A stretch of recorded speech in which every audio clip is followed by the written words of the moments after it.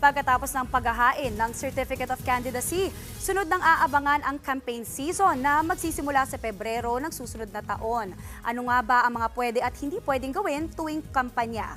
Panoorin natin ang report ni Brian Basa.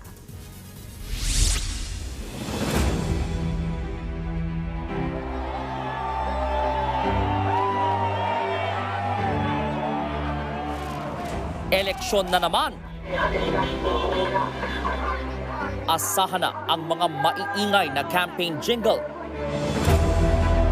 at mga mukha ng politiko kahit saan kayo tumingin. Pero ano nga ba ang pwede at hindi pwedeng gawin tuwing panahon ng kampanya? Sa pagsisimula ng campaign period, maaaring bumuo ng mga grupo at iba pang organisasyon para kumalap ng boto at mangampanya para o laban sa isang kandidato. Pwede ring magdaos ng mga caucus, rally at parada para rito. Legal din ang pagbibigay ng mga talumpati, anunsyo, komentaryo at panayam para o laban sa isang kandidato at paglalathala ng mga campaign material na dinisenyo para o laban sa isang kandidato. Marami namang bawal na gawin gaya ng pangangampanya sa labas ng itinakdang campaign period, pagsali ng isang dayuhan sa kampanya, pagtanggal o pagsira sa mga nakapaskil ng campaign materials at pagpigil sa pamimigay ng legal na election propaganda. Bukod dyan, bawal din syempre ang vote buying at vote selling, panunuhol, pustahan sa resulta ng eleksyon at paggamit ng pondo ng bayan sa pangangampanya.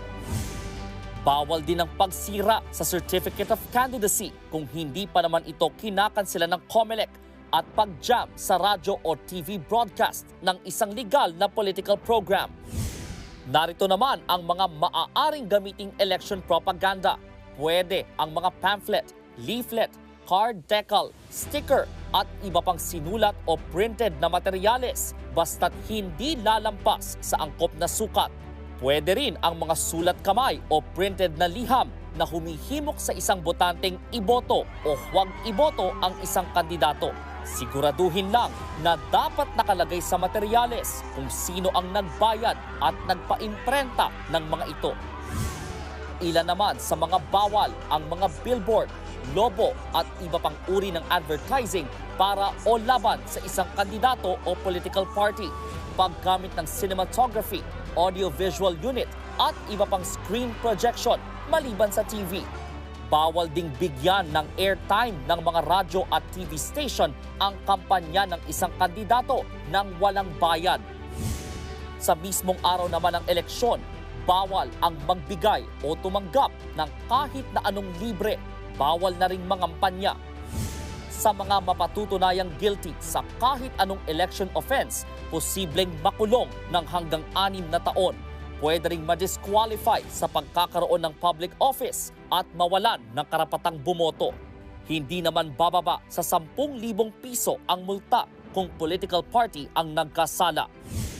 Itinakda ngayon ng COMELEC ang campaign period mula February 11 hanggang May 10, 2025 para sa mga senador at kongresista. Simula March 28 hanggang May 10 naman para sa mga kandidato ng lokal na pamahalaan. Nagbabalita mula sa Frontline, Brian Basa, News 5. Mga kapatid, Maui David po. Simula ng inyong araw na may alam at may pakialam sa mga may init at umaaksyong balita sa bansa. Para maging una sa balitaan, mag-subscribe at mag-follow sa social media pages ng News 5.